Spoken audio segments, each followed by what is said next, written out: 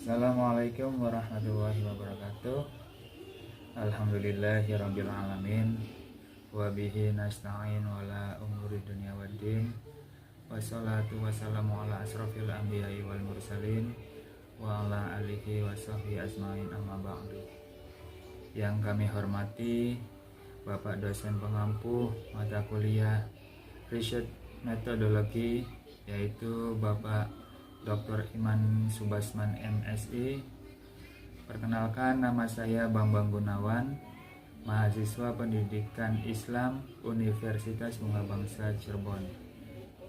Baiklah, kali ini saya ingin memaparkan tentang penilaian tengah semester yang diberikan oleh Bapak Dr. Iman Subasman, yaitu menjelaskan tentang draft proposal mengeksplorasi 3 aspek kunci dalam penyusunan penelitian kuantitatif, yaitu 3 aspek kunci tersebut adalah judul penelitian, latar belakang penelitian, dan kajian pustaka.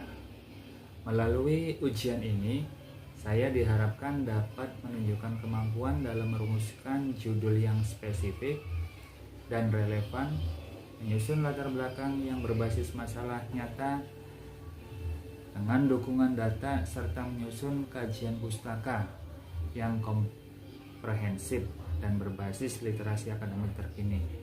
Pemahaman mendalam terhadap ketiga komponen ini sangat penting untuk membangun penelitian yang terstruktur dan berbasis data yang kuat. Itu tujuan dari tugas yang diberikan. Baiklah, untuk mempersingkat waktu, saya ingin menjelaskan tentang draft proposalnya yang saya bikin. Yang pertama adalah judul penelitian. Saya mengambil judul penelitian yaitu pengaruh penerapan metode pembelajaran interaktif, motivasi belajar siswa, dan dukungan manajemen sekolah terhadap peningkatan capaian rapot pendidikan di sekolah dasar. Adapun penjelasan dari judul tersebut adalah yang pertama dulu, yaitu dari kata pengaruh, yaitu menunjukkan bahwa penelitian ini bersifat kuantitatif dan berfokus pada melihat hubungan sebab akibat, yaitu bagaimana variabel bebas independen mempengaruhi variabel terikat dependen. Selanjutnya, yang kedua adalah penerapan metode pembelajaran interaktif. Ini adalah salah satu variabel independen atau X1 yang mewakili metode pembelajaran yang melibatkan siswa secara aktif, seperti melalui diskusi, tanya jawab, dan kerja kelompok.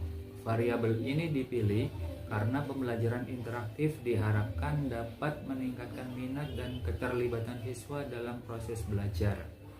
Yang kedua adalah motivasi belajar siswa, atau saya ambil sebagai X2. Ini merujuk pada dorongan yang mempengaruhi semangat siswa untuk belajar, baik yang berasal dari dalam diri siswa atau motivasi intrinsik, maupun dari luar atau motivasi ekstrinsik. Motivasi belajar sangat penting karena dapat menentukan seberapa jauh siswa mau berusaha dan bertahan dalam belajar. Dan selanjutnya yang keempat adalah dukungan manajemen sekolah.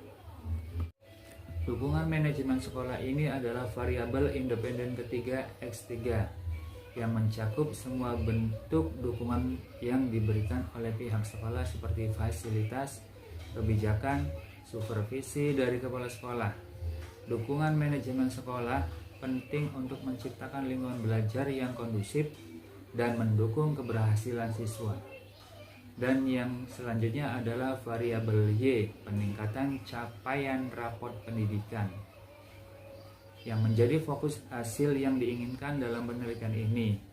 Peningkatan capaian rapot pendidikan menunjukkan perbaikan prestasi belajar siswa yang mencakup dimensi kognitif, afektif, dan psikomotorik. Di sekolah dasar, penelitian ini difokuskan pada tingkat sekolah dasar karena pendidikan di usia dini sangat mempengaruhi perkembangan keterampilan dan minat belajar siswa di tahap selanjutnya. Kenapa saya pilih judul ini? Mengapa judul ini sangat relevan? Judul ini spesifik dan menunjukkan hubungan sebab akibat antara variabel independen metode pembelajaran interaktif, motivasi siswa, dan dukungan manajemen sekolah dengan variabel dependen yaitu peningkatan capaian rapot pendidikan. Kemudian populasi atau sasaran pendidikan yaitu adalah siswa sekolah dasar. Tuh, menurut saya judul tersebut adalah relevan. Adapun latar belakang yang saya ambil, yang pertama adalah permasalahan utama dulu pada variabel Y, yaitu peningkatan rapot pendidikan. Rendahnya capaian rapot pendidikan di tingkat sekolah dasar menunjukkan masalah kualitas pendidikan yang signifikan, di mana saya seringkali belum mencapai standar kompetensi yang diharapkan pada beberapa mata pelajaran kunci. Pendidikan dasar merupakan fondasi yang menentukan kesiapan siswa untuk melanjutkan ke jenjang pendidikan yang lebih tinggi, sehingga peningkatan rapot pendidikan memiliki dampak jangka panjang pada keseluruhan kualitas pembelajaran siswa di masa depan. Baiklah, yang kedua adalah kondisi saat ini dengan bukti empiris. Berdasarkan data rapot pendidikan tahun 2023, capaian akademik siswa di wilayah SDN 2 Bojonglor menunjukkan rata-rata yang berada di bawah standar nasional studi lokal oleh SDN 2 Bojonglor tahun 2023, menunjukkan bahwa sekitar 50% siswa belum mampu mencapai nilai minimum pada mata pelajaran seperti matematika dan bahasa. Hal ini selaras dengan data dari Dinas Pendidikan yang menunjukkan bahwa faktor metode pembelajaran, motivasi siswa, dan dukungan sekolah memiliki kontribusi signifikan terhadap capaian akademik. Baik, selanjutnya adalah identifikasi penyebab masalah pada variabel Y. Rendahnya nilai rata-rata rapot siswa ini diduga dipengaruhi oleh beberapa faktor utama, yaitu metode pembelajaran yang kurang interaktif, motivasi belajar siswa yang rendah, dan minimnya dukungan manajemen sekolah. Metode pembelajaran yang tidak interaktif berpotensi membuat siswa kurang terlibat dalam proses belajar, yang berdampak pada daya serap materi. Selain itu, rendahnya motivasi belajar membuat siswa tidak memiliki dorongan kuat untuk mencapai hasil yang optimal. Dukungan manajemen sekolah yang terbatas baik dalam bentuk fasilitas maupun kebijakan yang mendukung pembelajaran juga itu bisa mempengaruhi keterlibatan dan kualitas belajar siswa. Adapun contoh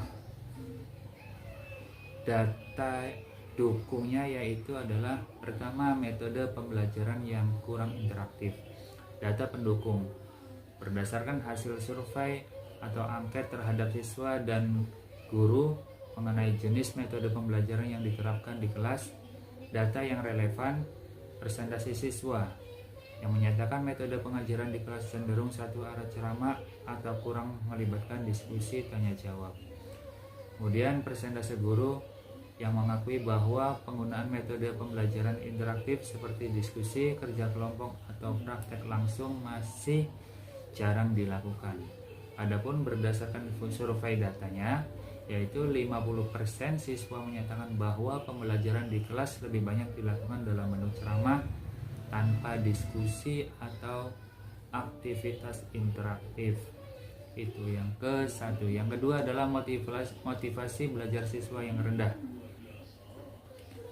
Motivasi belajar siswa yang rendah, data pendukungnya yaitu data terkait motivasi siswa dapat diperoleh melalui angket yang mengukur motivasi intrinsik dan ekstrinsik, atau dari laporan pengamatan guru tentang perilaku siswa di kelas. Adapun data yang relevan adalah presentasi siswa yang tidak memiliki ketertarikan atau tidak termotivasi untuk belajar yang dapat terlihat dari hasil angket motivasi belajar. Rata-rata kehadiran siswa juga di kelas sebagai salah satu indikator motivasi, misalnya rendahnya kehadiran menunjukkan kurangnya minat atau keterlibatan siswa.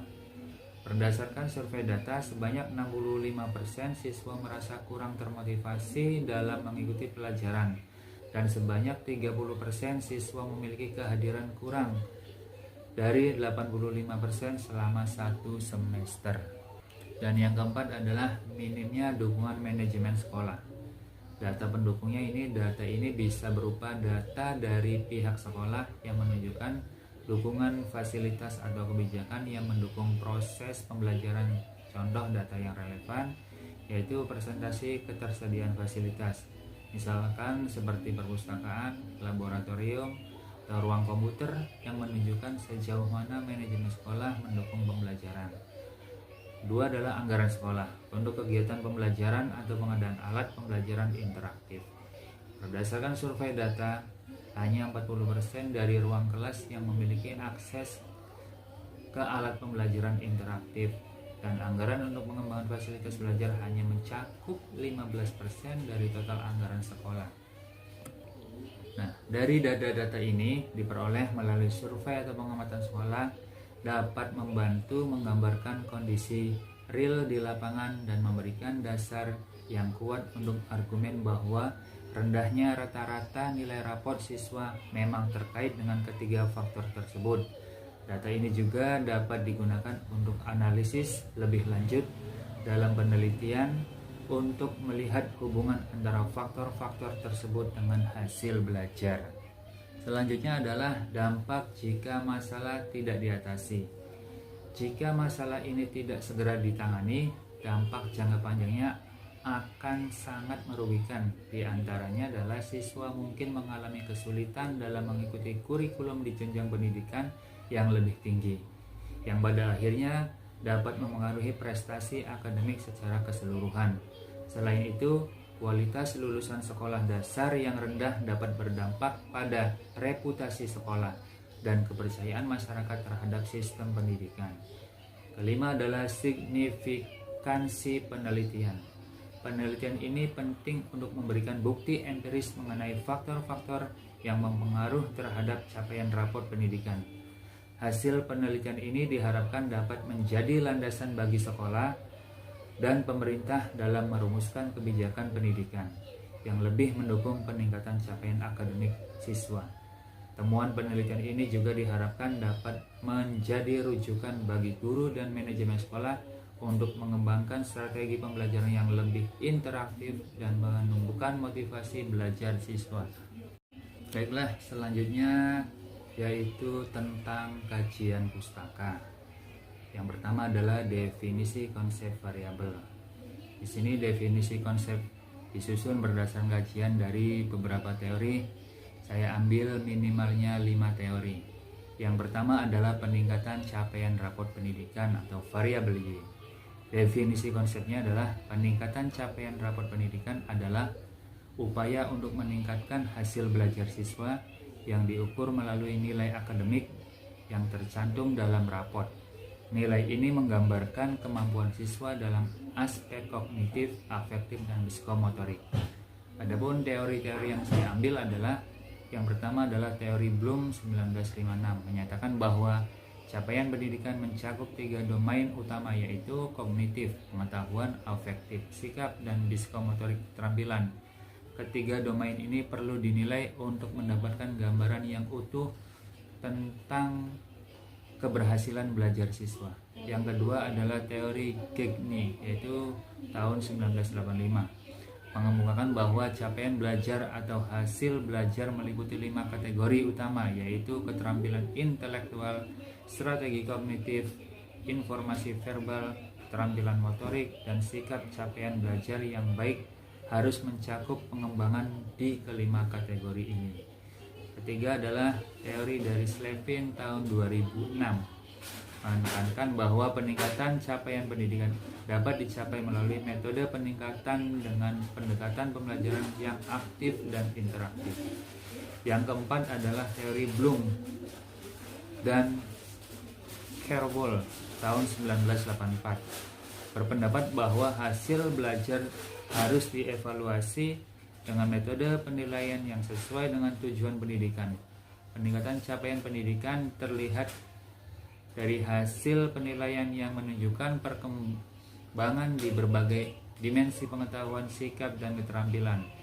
Yang kelima adalah Woodfork, yaitu tahun 2019, menyatakan bahwa capaian pendidikan dipengaruhi oleh motivasi metode pengajaran dan lingkungan belajar yang kondusif.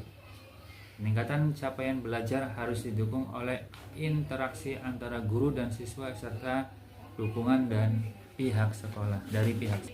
Selanjutnya adalah variabel X1, penerapan metode pembelajaran interaktif.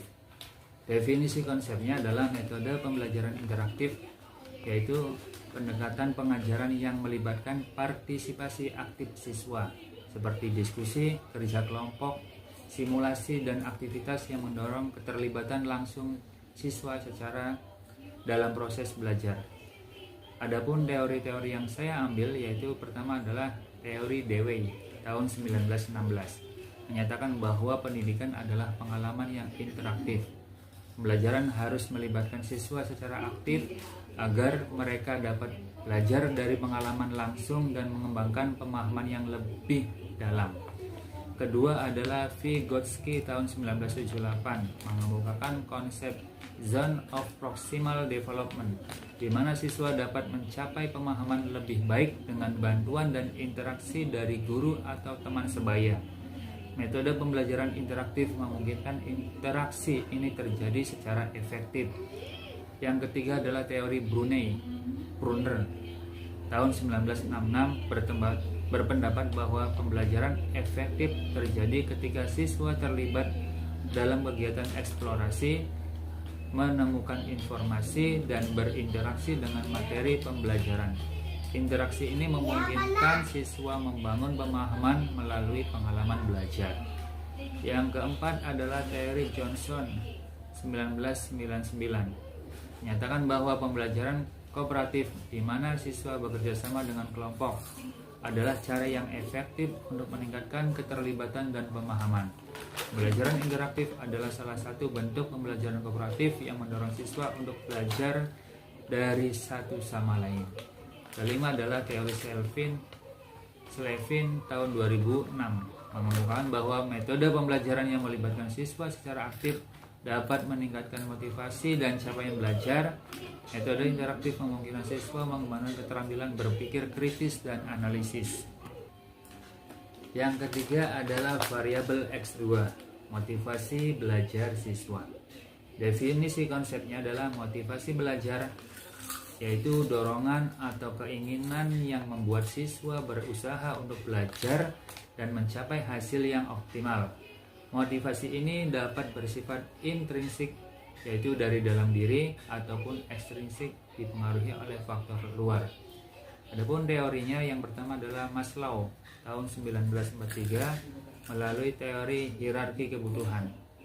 Maslow menjelaskan bahwa motivasi untuk belajar bisa terpengaruh oleh kebutuhan dasar yang terpenuhi.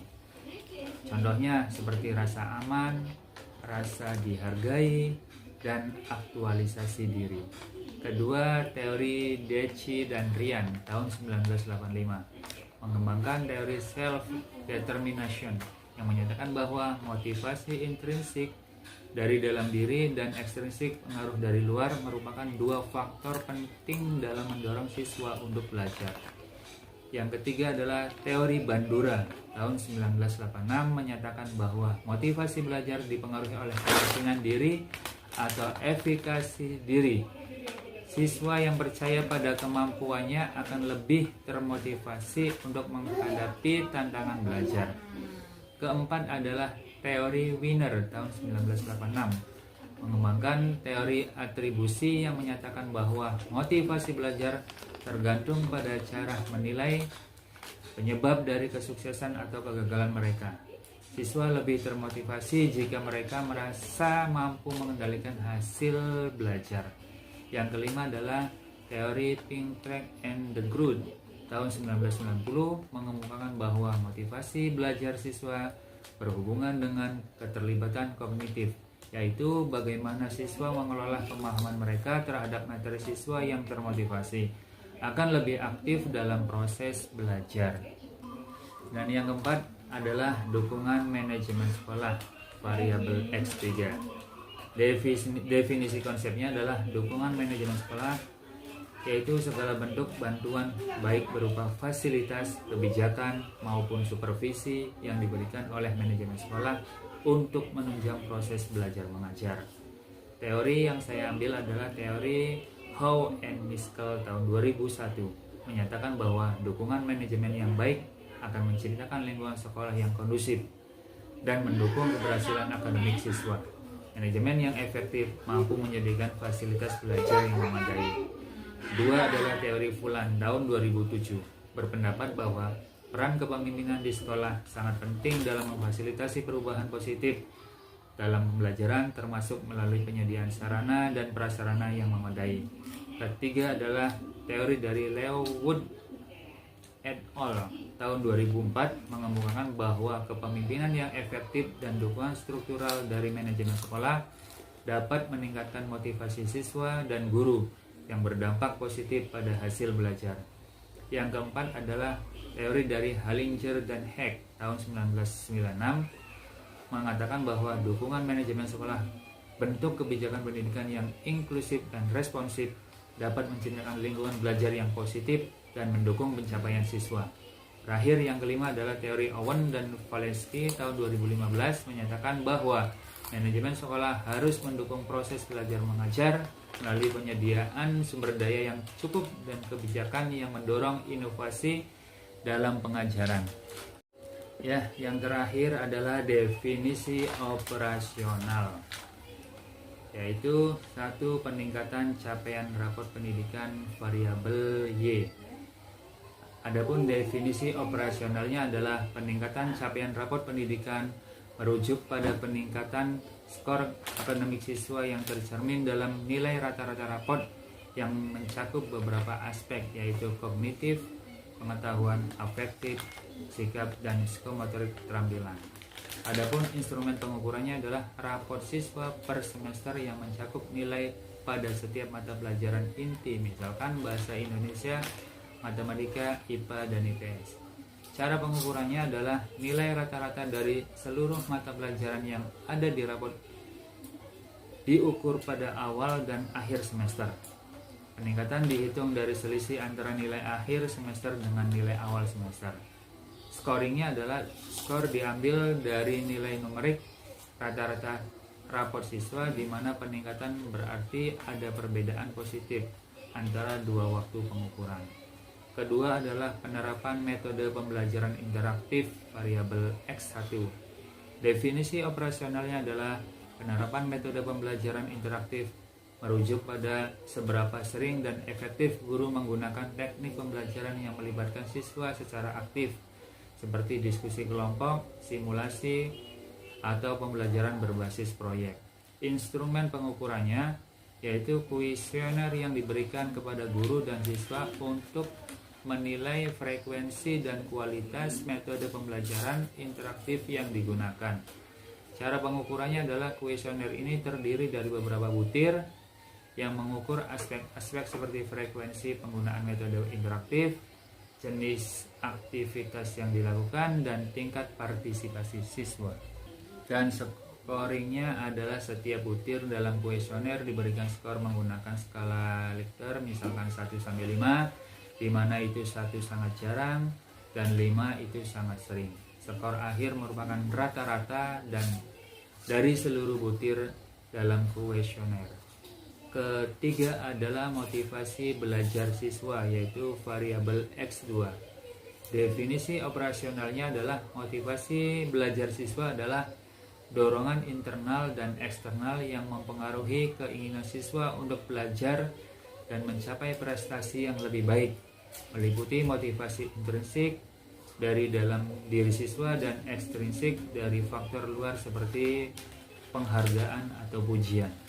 Instrumen pengukurannya adalah kuesioner motivasi belajar dengan skala Likert yang mencakup item-item untuk mengukur motivasi intrinsik dan ekstrinsik. Keempat, cara pengukurannya adalah kuesioner akan terdiri dari beberapa item seperti minat siswa terhadap pelajaran, keinginan mencapai hasil terbaik, dan respon terhadap penghargaan atau dukungan eksternal. Scoringnya adalah skor motivasi dihitung dari rata-rata total item di kuesioner dengan skala Likert 1 sampai 5.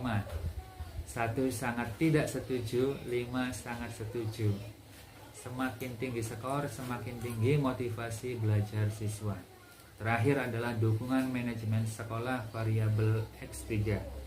Definisi operasionalnya adalah dukungan manajemen sekolah mengacu pada bantuan dan fasilitas yang diberikan oleh sekolah untuk menunjang proses belajar mengajar yang mencakup penyediaan fasilitas, kebijakan akademik, dan supervisi dari kepala sekolah.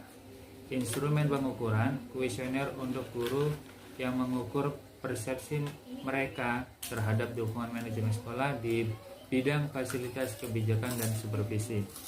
Cara pengukuran, kuesioner ini akan terdiri dari beberapa item yang mengukur aspek-aspek seperti kelengkapan fasilitas belajar, kebijakan sekolah yang mendukung inovasi pengajaran, dan frekuensi serta kualitas supervisi oleh kepala sekolah. Scoringnya bisa diambil dan dihitung berdasarkan skala Likert 1 sampai 5 untuk setiap item. 1 sangat tidak setuju, 5 sangat setuju. Rata-rata skor keseluruhan kuesioner menunjukkan tingkat dukungan manajemen sekolah. Ya, demikian penjelasan tentang draft proposal yang mengeksplorasi 3 aspek kunci dalam penyusunan penelitian kuantitatif, dari mulai judul penelitian, latar belakang penelitian, dan kajian pustaka. Mohon maaf jika banyak kekurangan, dan sebelum saya akhiri, saya juga memohon bimbingan kepada Bapak Dr. Iman Subasman selaku dosen pengampu mata kuliah riset metodologi. Semoga kedepannya bisa lebih baik lagi dalam menyusun draft proposal. Sekian dari saya. Wassalamualaikum warahmatullahi wabarakatuh.